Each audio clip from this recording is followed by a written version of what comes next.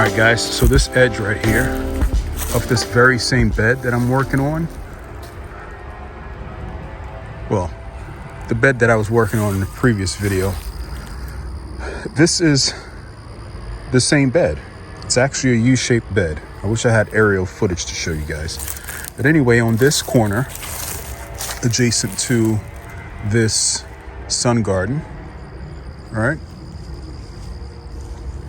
I'm working on this corner right here.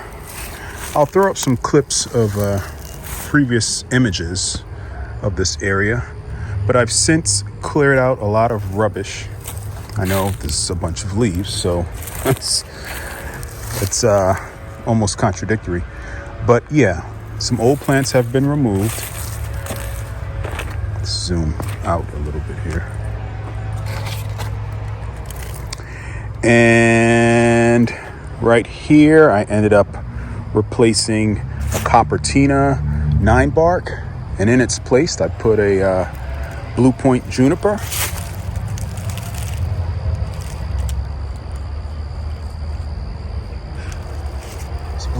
This Bluepoint juniper is a nice accent piece, which will ground this area of the bed.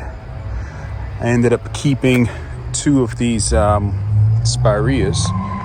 I cut them back, kind of, sort of.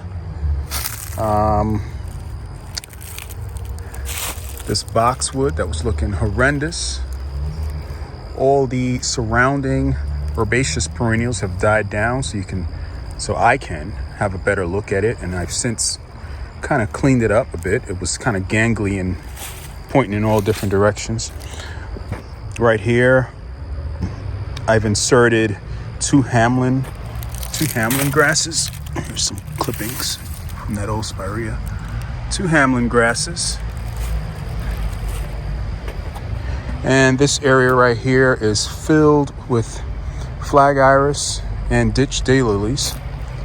And I promise you, it looks really nice during the growing season. I'll throw some clips up that shows that. It progressed from the flag iris having their early moment, and then early and midsummer are all the ditch daylilies.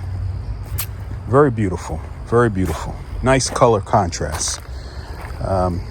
3 autumn joy right here. 2 rad sunny roses. All right.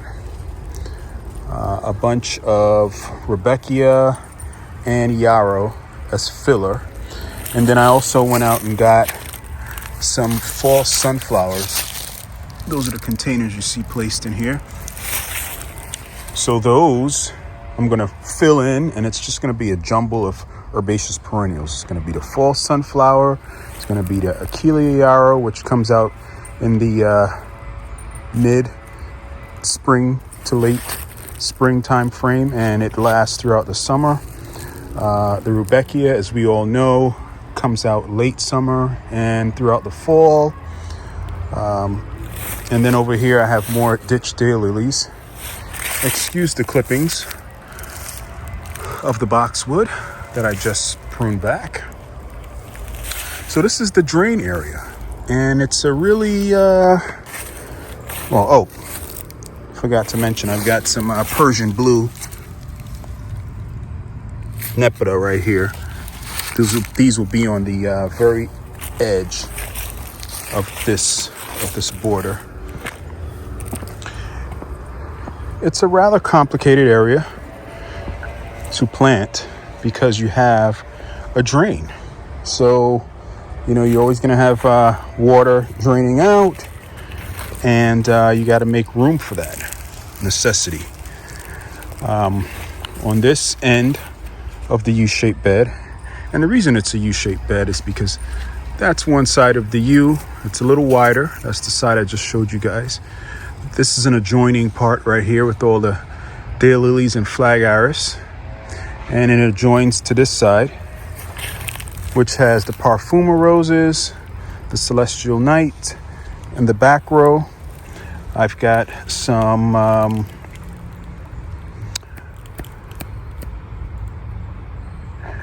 these are alliums. Clearly, they're either Summer Beauty or Millennium, one of the two. There's a grouping right there, and I've repeated 3 right here. It's a little covered up by some leaves. All right. Another repetition of the sedum. And here is the grouping of spirea that I showed you guys in the last video. I can't pronounce the name. And here's the other leg or peninsula of this U-shaped bed. And this was all part of the last video. It is fall, guys. You're gonna have leaves, and where better to leave the leaves than on the bed. I used to fuss back in the day about clearing the bed of leaves, but who's got time for that? So this construction site continues. I've since laid down some border material for the other side of the U-shaped bed around this drain, where I have this large PG hydrangea. It's got to be about 18 feet tall or so. Now that I have the border material down, I know exactly where to place my plants, and there's an expectation as to how it will look in the growing season. So on the corner or the edge, okay, of this part of the U-shaped bed, I'm going to put roughly 10 to 15 catmint. I may not be able to find that many catmint this time of the season, this time of the year, so I'll have to plug that in spring of next year. On this edge right here, I have an entire row of Coreopsis nana, which looks really gorgeous late spring, early summer.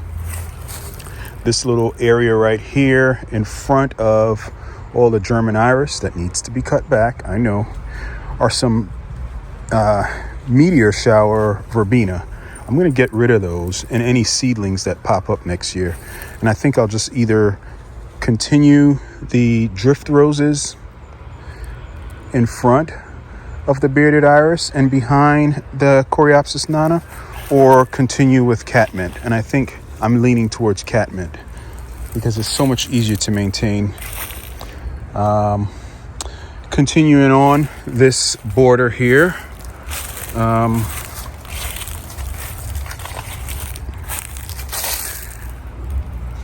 these sedum, I'm not sure. I may remove them. They didn't do too well this year because I waited too long to prune back this PG. This PG was all over the place. So beneath it, I have a gap right here. I need to put something here. I plan on putting a spirea. And let me kind of backtrack over here.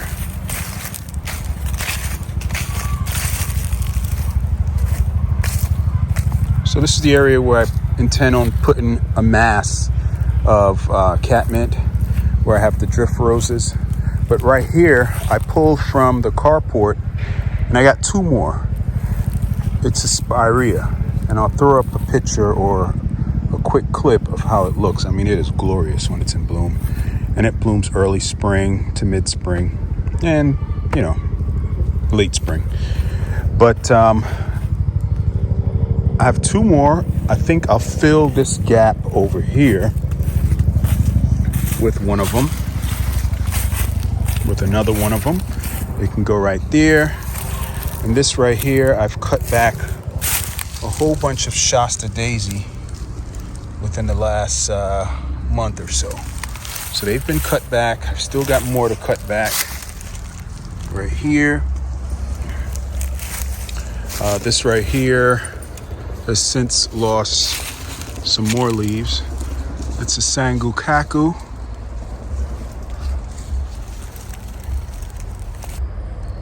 And because the sangukaku is so close to this PG, which has not stopped growing, okay, it has a lot more maturing to do.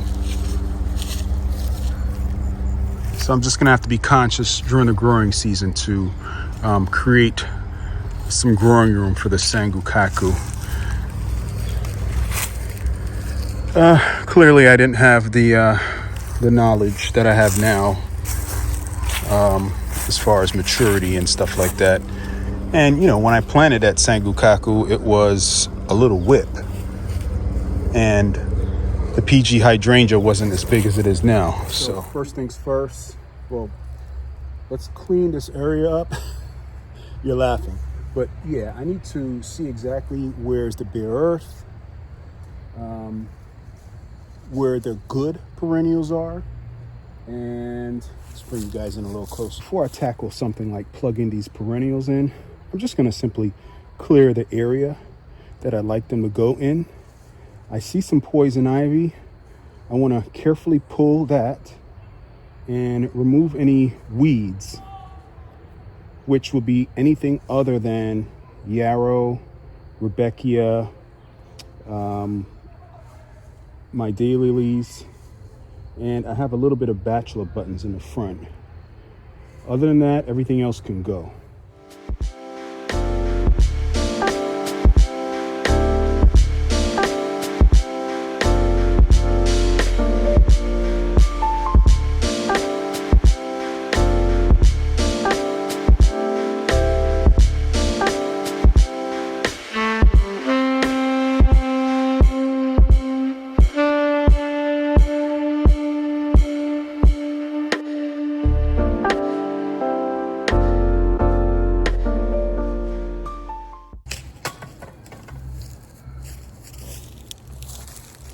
All right, so we're pretty much cleared out. It's as good as it's gonna get. And I can see where I need to plant, where it's bare dirt. Those spirea are called rainbow fizz, so I'm gonna have to look out for these, because these, I love the fall color. I love the color throughout the year, period, but fall color, well, I already showed you guys. They're glorious. I see some of the poison ivy. I'll just have to clean my tools and hope for the best. Not an advisable practice, but that's what I'm gonna have to do. Is that poison ivy? It sure is.